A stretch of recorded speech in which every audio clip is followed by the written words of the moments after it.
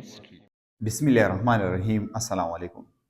الکایل هیلاید چیپټر هم سٹارټ کړو. په دې الکایل هیلاید چیپټر کې څه امپورټنٹ ټرمز باندې وایو.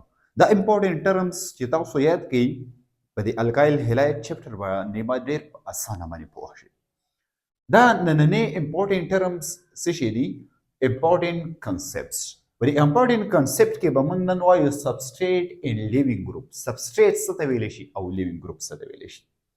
ما دلته تاسو ته یو جنرال ریاکشن لیکلی دی چې آر ایکس او ان یو دا راشي، د ان یو راشي دا اټیک وکړي په دې باندې پارشل پازیټیو چارج دی، په ایکس باندې پارشل نیگیټیو چارج دی. ان یو اټیک کوي په چا باندې؟ آر باندې اټیک کوي، ځکه چې په دې سره لون پیر ور سره دی او یا په نیگیټیو چارج وي. کلیر په کوم په دې باندې ډیټیل باندې ها نو دا به ورسره اټیک شي او ایکس به څه شي؟ ایکس به ریموو شي. کلیر؟ په دې کې یو څو ټرمز دي. یو څو ټرمز دا دي چې سبسټریټ څه ته ویلی شي. اولنۍ نمبر خبره دا ده چې سبسټریټ څه ته ویلی شي. کلیر؟ سبسټریټس د مالیکولز، هغه مالیکول which undergoes nucleophilic substitution reaction. nucleophilic substitution reaction څه ته ویل کی؟ nucleophilic ورې سره روان دي خو لږ یاد ساتئ. substitution reaction څه ته ویلی شي؟ ګوره دا خبره یاد ساتئ. substitution ویلی شي ریپلیسمنټ ته. څه ته ویلی شي؟ ریپلیسمنټ ته. یعنی یو څیز وتل او د هغې په ځای باندې بل یو څیز اټیچ کېده. کلیر؟ ها نیوکلیوفیلیک سبسټیټیوشن ریاکشن هغه ریاکشن ته ویلی شي چې په دې ریاکشن کې لکه فار ایگزامپل دا زموږ سره یو کمپاونډ دی چې د دې کمپاونډ نوم دی میتین CH₃ دی او دا زموږ سره څوک راځي؟ کلورین راځي. څوک راځي؟ کلورین راځي. دا کلورین راځي، دا د دې هایدروجن په ځای باندې اټیچ کیږي او هایدروجن چې څه کوي؟ هایدروجن به ریموف کوي. دا کلورین به راځي په دې ځای باندې کاربن باندې به اټیک کوي. نو دلته چې راځي دا شو CH3 یو هایدروجن ریموف کو او په خپله باندې څه شو؟ اټیچ شو او هایدروجن او دا کلورین میلاو شو HCl جوړ. نو زموږ سره سبسټیټیوشن ریاکشن هغه ریاکشن ته ویل کېږي چې یو به راځي او بل به ریپلیس کوي، یو به راځي او بل به ریپلیس کوي. دې ریاکشن ته سبسټیټیوشن ریاکشن ویل کېږي، یا ته ریپلیسمنټ ریاکشن هم ویل کېږي. نیوکلیوفیلیک څه ته ویل کېږي؟ هر هغه اټم، هر هغه ګروپ اف اټم ته ویل کېږي چې په هغې باندې نیګیټیو چارج وي یا ورسره څه وي؟ لون پیر ورسره وي، ایکسس اف الکترون ورسره وي. نو هغې ته نیوکلیوفایل ویل کېږي. په ډیټیل باندې وایو هغه به اټیچ کېږي او بل به ریموف کوي. دې ریاکشن ته سبسټیټیوشن ریاکشن ویل کېږي. یعنې هغه ریاکشن چې په کوم ریاکشن کې زموږ سره څه کېږي؟ نیوکلیوفایل راځي او هغه اټیچ کېږي او بل ریموف کوي. نو په کم مالیکول کې چې کم چینج راځي، په کم مالیکول کې اټیچ کېږي، لکه فار ایگزامپل دا مالیکول دی، نیوکلیوفایل راځي په دې اټیک کوي، دې مالیکول دا سبسټریټ ویلی کېږي. نو دا مالیکول زموږ سره سبسټریټ شو ځکه چې چینجز په دې کې راځي. چینجز په څه کې راځي؟ په دې کې راځي. سبسټیټیوشن ریاکشن په دې کې کېږي، یعنې د دې نه به یو پارټ ریموف کېږي او نیوکلیوفایل به اټیچ کېږي. نو دې ته موږ څه وایو؟ دې ته موږ سبسټریټ وایو. څه ورته موږ وایو؟ سبسټریټ وایو. کلیر؟ او د اټیکینګ ګروپ ته څه ویلی کېږي؟ اټیکینګ ګروپ ته ویلی کېږي نیوکلیوفایل. او نیوکلیوفایل موږ جنرلی ریپرزینټ کوو په ان یو د پاسه پې داسې ډاټ الکترون دغه کوو یا پې داسې نیګیټیو چارج دغه کوو. نو دا زموږ سره څوک دی؟ دا زموږ سره نیوکلیوفایل دی. ورسېرې په خبره باندې اټیکینګ ګروپ ته موږ څه وایو؟ نیوکلیوفایل. د آر ایکس زموږ سره څوک دی؟ د آر ایکس زموږ سره سبسټریټ دی. څه دی؟ سبسټریټ مالیکول دی یا ورته سبسټریټ مالیکول ورته ځکه ویل کېږي چې په دې کې سبسټیټیوشن کېږي، یعنې یو راځي د دې نه څه پارټ ریموف کېږي. کلیر؟ چې په کوم مالیکول کې سبسټیټیوشن کېدو، کوم مالیکول کې چینجز راتله، یو اټیچ کېدو بل ریموف کېدو، یعنې یو ریموف کېده بل اټیچ کېدو، هغه مالیکول ته سبسټریټ ویل کېږي. نو دې مالیکول ته سبسټریټ شو، دا نیوکلیوفایل شو. کلیر؟ ها بل امپورټنټ خبره څه نه؟ بل امپورټنټ خبره دلته دا نه چې دلته دا دوه الکترون دي. دا یاد ساتئ چې دا دوه الکترون دي، دا یو های الکترونیګیټیو اټم دی، دا به دا دواړه الکترون ځان طرف ته اخلي. نو د دې ایرو مقصد څه نه؟ دا ایرو، د دې ایرو مقصد دا دی چې کوم اولډ بانډ دی دا به بریک کېږي. اولډ بانډ څه نه؟ یعنې د ایرو مقصد دا دی چې اولډ بانډ به بریک کېږي. او دلته چې را کوم سپیشي راغی، دې سپیشي ته ویل کېږي لیوینګ ګروپ. دا د دې نه ریموو شو، لیو شو، لپ شو، ځکه ورته لیوینګ ګروپ ویل کېږي. چاته؟ د ایکس ته. دا زموږ سره لیوینګ ګروپ دی، یاد ساتئ. ښه د دې نه بعد زموږ سره بل څه پاتې شو؟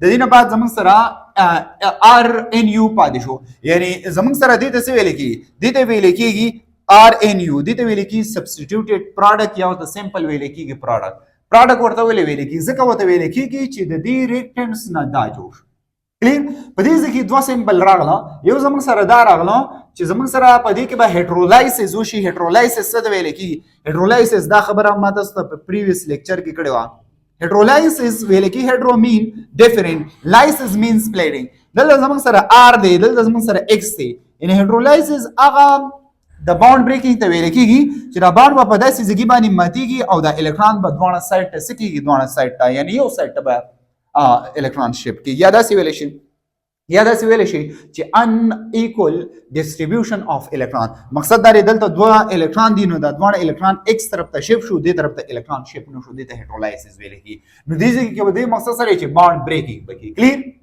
د دې نیوکلیوفایل نه چې دا ایرو ما ډرا کړی دی او په دې آر باندې ما داسې لګولی دی د دې مقصد سره چې نیو باونډ فارمیشن وکړي دا بیسک ټرمز یاد ساتئ د دې سایډ نه تاسو سکرین شاټ واخلئ زه هغه سایډ ایکسپلین کوم کلیر ها د دې نه بعد موږ نیوکلیوفایل او بیس باندې بحث کوو نیوکلیوفایل څه ته ویل کېږي نیوکلیوفایل مینز نیوکلیس لاوینګ یا نیوکلیس لاور یا نیوکلیس لایکینګ یعنی هر هغه اټم هر هغه ګروپ اف اټم چې په نیوکلیس سره د نیوکلیس سره مینه ساتي څه مقصد هر هغه اټم هر هغه ګروپ اف اټم چې هغه په نیوکلیس باندې اټیک کوي څنګه په نیوکلیس باندې اټیک کوي دې خبرې څه مقصد دی ډیفینیشن کو بیا په اگزامپل سره تاسو کوم chemical species the nucleophile by chemical species we attacks on positive charge carbon atom or या बसो partially positive charge atom मकसद څه carbon atom ٹھیک شو مقصد دلته داري چې زموږ سره د نیوکلیوفایل لازم سره یو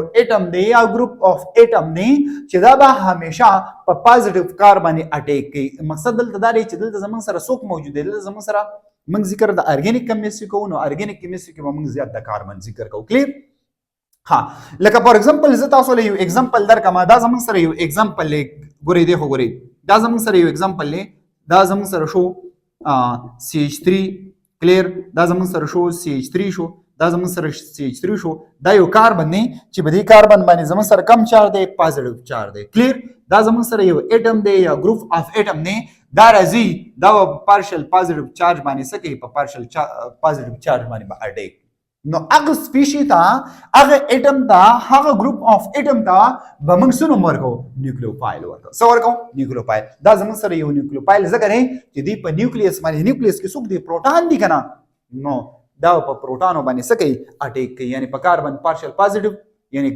پازیټیو کاربن باندې به څه کوي اټیک کوي ټیک شو په نیوکلیس باندې اټیک کوي ها دا په نیوکلیس باندې اټیک ولې کوي ریزن سره ریزن دا نه چې په دې باندې نیگیټیو چارج وي نیگیټیو چارج په نیوکلیس باندې پازیټیو چارج وي نو ځکه پازیټیو نیگیټیو په پازیټیو باندې څه کوي اټیک کوي یا ساته یا پازیټیو په نیگیټیو باندې اټیک کوي مقصد دا نه چې په دا هغه سپیشي دی هغه اټم نه هغه ګروپ اف اټم نه چې په دې باندې کم چارج وي نیگیټیو چارج وي لکه فار ایگزامپل OH فلورین نیگیټیو کلورین نیگیټیو برومین نیگیټیو CN نیگیټیو ځکه په نیوکلیس باندې اټیک کوي چې په نیوکلیس باندې پازیټیو چارج دی نمبر خبره نیوټرل کفرس کا دا زمون سره په نیوټرل فارم کې هم کېدلی شي خو د دې سره سره بسوي هیوینګ لون پیر د سره به لون پیر ور سره وی لون پیر څه ته ویل کی د الکترونو هغه جوړه چې کم په باند کې حصہ نخلي او دا به همیشه د سوي د ویلنسي لکه فار ایگزامپل واټر شو زمون سره څه شو NH3 شو RNH2 شو یعنی د سره لون پیر ور سره دی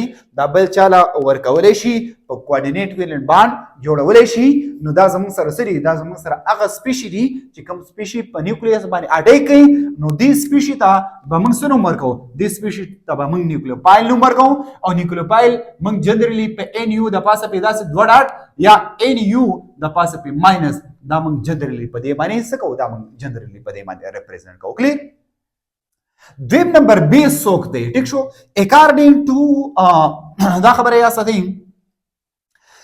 اکارډینګ ټو زموږ سره دوه درې کنسپټ لري یو زموږ سره ارهینیس کنسپټ دی او بل زموږ سره برانسټیډ لوري کنسپټ دی او بل زموږ سره لیوس کنسپټ دی زموږ سره برانسټیډ لوري کنسپټ دا خبره کوي چې آیا زمونږ سره هر هغه سپیشي چې کوم سپیشي زمونږ سره سي پروټون ایکسپټر وي پروټون ایکسپټ کوي یا په پروټون باندې څه کوي په پروټون باندې اٹیک کوي په چا باندې اٹیک کوي پروټون باندې اٹیک کوي هر هغه سپیشي ته به وایي موږ څه وایو هر هغه سپیشي ته به موږ بیس وایو لکه فار ایگزامپل دا زموږ سره سره OH دی OH سره نیگیټیو دی فلورین نیگیټیو کلورین نیگیټیو برومین نیگیټیو CN نیگیټیو او OH زموږ سره H2O دی د سره سری د سره لون پیر دی او NH3 دی سره لون پیر دی لکه ایگزامپل زه تاسو له کوم فار ایگزامپل دا زموږ سره دی دغه وګورئ دا زموږ سره H شو دلته زموږ سره کاربن دی H وته اټی شي دا H شو په دې باندې پازیټیو چارج شو کلیر او دا زموږ سره سره نه زموږ سره H دی دلته زموږ سره OH موجود دی څه موجود دی OH موجود دی کلیر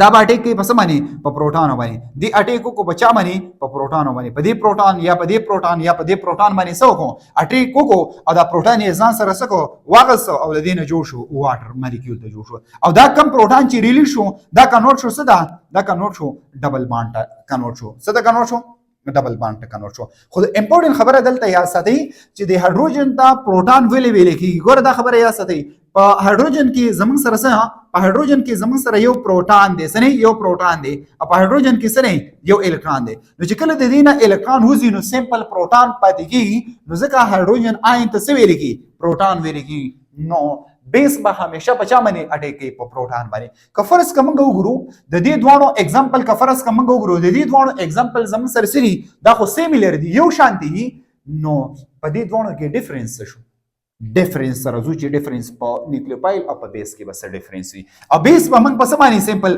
ریپرزینټ کو په بي باندې ریپرزینټ کو سیمپل دا یا څه کلیر ها نیوکلیوفایل خو موږ دا خبره وکړه چې اټیک آن نیوکلیس یو ډیفرنس پکې دا شو او به زموږ سره سره نیوکلیو دغه چې کم دی بیس چې کم دی دا به اټیک کوي په چا باندې دا به اټیک کوي په پروټون باندې یو ډیفرنس دا شو دویم ډیفرنس دا شو چې نیوکلیوفایل اټیک آن سو کاربوکیټاین یا کاربونیم آین یعنی هغه کاربن چې په کم کاربن باندې پازیټیو چارج وي هغه کاربن ته کاربوکیټاین ویل کی یا کاربونیم کاربن یا کاربونیم آین ویل کیږي هغه کاربن باندې بس کوي دا به اټیک کوي خو په کوم ریاکشن کې په سبسټیټیوشن ریاکشن کې په کوم په نیوکلیوفیلیک سبسټیټیوشن ریاکشن سبسټیټیوشن ریاکشن څه دی ویل کی چې یو به راځي بل به ریموف کوي لکه دلته چې موږ کوم خبره وکړه نو کفرس کوي یو راغی اټیک شو بلې ریموف کو نو دې ته به موږ سبسټیټیوشن ریاکشن وایو او سبسټیټیوشن ریاکشن کې به زیات څوک یوز کیږي نیوکلیوفایل یوز کیږي ورې سره ها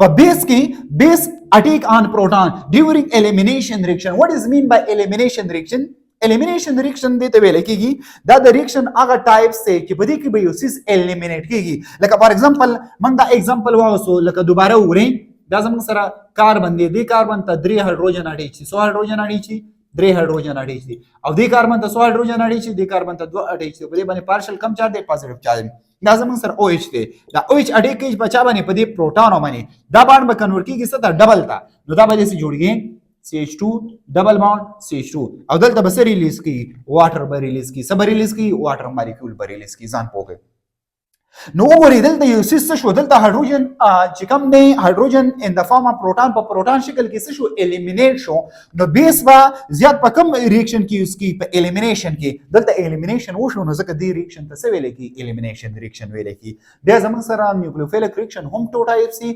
SN1 SN2 په ډیټیل باندې وایو او زموږ سره د الیمینیشن ریاکشن هم ټو ټایپ سي E1 او E2 ورته ویل کی دا یو څو بیسیک ټرمز د دې نه تاسو سکرین شاټ واخلئ